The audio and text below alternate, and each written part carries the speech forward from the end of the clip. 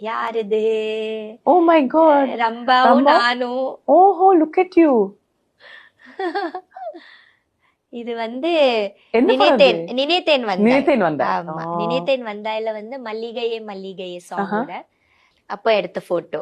நாங்க 2 பேரும் sisters. It was a beautiful experience. ஏன்னா Rambha is such a sweet girl and such a sweet friend. இன்னும் நாங்க டச்ல இருக்கிறோம். அண்ட் வி ஹேட் அம்மே ரொம்ப நல்லா இருந்தது ஷூட்டிங் எக்ஸ்பீரியன்ஸ்.